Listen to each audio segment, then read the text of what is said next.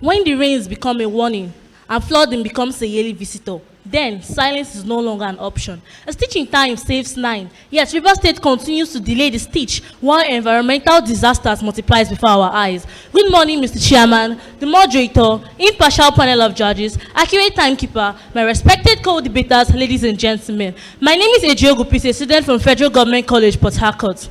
Honorable judges, to my ever-attentive audience, we must tell ourselves the truth. Many Rivers people are not doing enough. Some residents still dump refugees to drainage channels and systems, cut down trees indiscriminately, build on waterways, and ignore environmental sanitation, forgetting the fact that climate action is not government responsibility alone.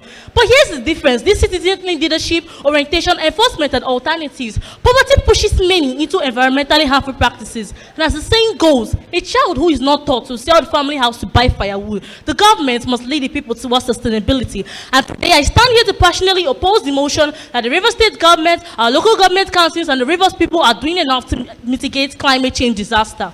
We all know that climate change is no longer a prophecy. It's now a painful reality. The floods in Nahoda, the overflowing drainages in Port Harcourt, the oil pollution in Ogoni, the unbearable heat waves, and the constant environmental degradation all prove one thing. We are fighting a raging fire with a cup of water. The bitter truth is this: River State is already bleeding from environmental wounds, yet the response of government institutions and even their citizens remain grossly inadequate. Therefore, saying enough is being done is like applauding a doctor while the patient is still dying on the operating table. When leadership, local authorities, and citizens fail in their environmental responsibility, the entire society suffers the consequences. And for this reason, distinguished audience, I present the following points. First and foremost, government's response are usually reactive, not proactive. The flooding crisis in River State already proves a failure in climate mitigation. Every year, communities like Egbema in Onyoga, Ahoda East, Ahoda West local government areas in River State still suffer devastating floods, of which their roads become rivers, their houses become fish ponds, and their families become refugees in their own land. If truly enough was being done, why did the same disasters repeat themselves annually?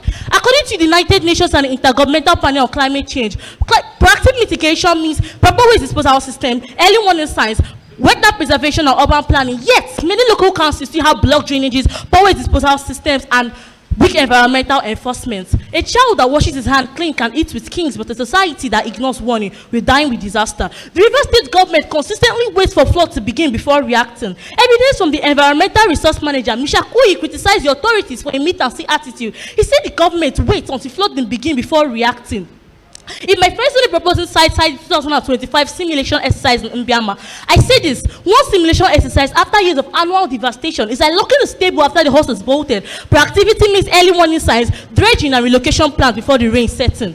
Secondly, poor bound planning and block drainages worsen flooding. Distinguished judges, climate change may bring the rain, yes, but poor planning turns that rainfall into disaster. Across Port Harcourt and many LGAs, drainage systems are either blocked, poorly constructed, or completely absent. Distinguished listeners, travel across many parts of River State and you will see heaps of refuse decorating streets like unwanted monuments of negligence. Plastic choke waterways, worsen flooding, and destroy ecosystems. When gutters become cemeteries for refuse and canals are left uncleared, flooding becomes inevitable. It might go better say citizens don't practice irresponsibly. That is true, but I ask, who enforces sanitation laws? Who approves illegal structure? Leadership cannot sleep while disorder grows, because the saying that goes, when the first is weak, the goal to stray. A responsible leadership government must combine public enlightenment with strict environmental enforcement. Furthermore, Mr. Chairman, ignorance is expensive. Many residents still don't understand tree planting, waste management, climate change, and environmental sustainability because awareness campaigns are weak and inconsistent. And because of this, residents still dump everything into drainage channels and systems. Open burning of waste continues daily. Trees are cut down with little or no replacement. This shows a failure in environmental education. According to UNESCO, climate literacy is one of the strongest weapons against environmental disaster. And to be truthful, early warnings exist, yes, but the question before us is, do they reach the people? Telling a drowning man to swim doesn't make him a fish. A society cannot solve a problem that he barely understands. And finally, there's lack of serious and sustainable climate policies. Ladies and gentlemen, real commitment is not measured by speeches, it is measured by sustainable action. Climate change is not a one-season problem. It demands long-term planning. And yes, there have been policies, there have been agencies there, but they There have been committees. But climate change disasters continue rising in Rivers State because implementation remains weak. Many projects disappeared as soon as media attention fades. Tree planting campaigns are announced with little or no maintenance. Environmental laws exist mostly on paper. As the proverb says, fine words do not produce food. The government may claim limited resources, but let's not forget that Rivers State is one of Nigeria's oil richest producing states. If truly climate protection is prioritized, stronger results will be visible. Now, my co-debaters may rise to measure certain projects, sanitation exercises, and flood control measures by the government.